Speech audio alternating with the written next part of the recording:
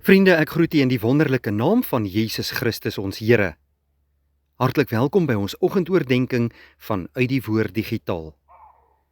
In hierdie pragtige oggend is dit my voorreg om saam met jou stil te word rondom die woord van die Here. Mag vanmôre se boodskap vir jou tot seën wees. Ek is Dominee Adriaan Swart. Ons lees vanmôre Jakobus 4 vers 1 tot 3.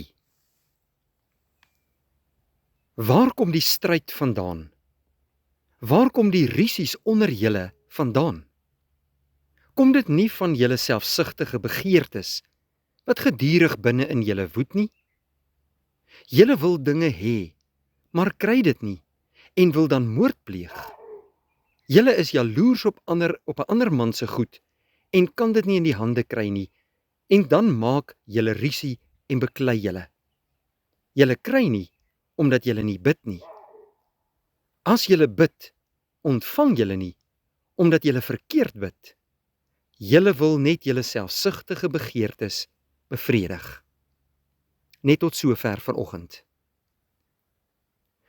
Jakobus skryf hierdie brief aan die gemeentes in Klein-Asië as 'n praktiese brief waarin hy raad gee vir kinders van die Here in die uitlewing van hulle geloof. Dis belangrik vir Jakobus, wat 'n werktuig van Jesus Christus is, dat kinders van die Here moet glo en doen. En in hierdie baie kort brief, wat hy as 'n omsendbrief geskryf het aan die verskillende gemeentes, beklemtoon Jakobus die feit, dat gelowiges nie net met glo met die mond nie, maar dat hulle ook moet doen in dade. Hulle geloof moet prakties uitgeleef word deur goeie werke te doen. In ons teks van vanmôre spreek Jakobus die gelowiges baie sterk aan oor rusies en bekleierery en stryd onder hulle. En hy vra hulle hierdie vraag: kom dit nie van julle selfsugtige begeertes wat gedurig binne in julle woed nie? Julle wil dinge hê, maar kry dit nie, en wil dan moord pleeg, en julle is jaloers op 'n ander man se goed, omdat julle dit nie in die hande kan kry nie. Daarom maak julle rusie en beklei julle. Bekleierery, rusie maak en twiste pas nie by kinders van die Here se lewe nie. Kinders van die Here moet vredemakers wees. Hulle moenie die voorbokke in 'n bekleierery wees nie, maar hulle moet juis die voetspore van Jesus Christus navolg. Hulle moet bid vir dit wat hulle nodig mag hê, en hulle moet tevrede wees met dit wat hulle uit die hand van die Here ontvang. Ek en jy wat kinders van die Here is, moet baie seker maak dat ons lewens in ooreenstemming met die Here se woord is. Ons kan nie sê dat ons glo in Jesus Christus, maar ons harte is vol selfsugtigheid, ondankbaarheid en stryd en twiste nie. Ons moet doen dit wat ons geloof van ons vereis. Die Here Jesus Christus is ons volmaakte voorbeeld.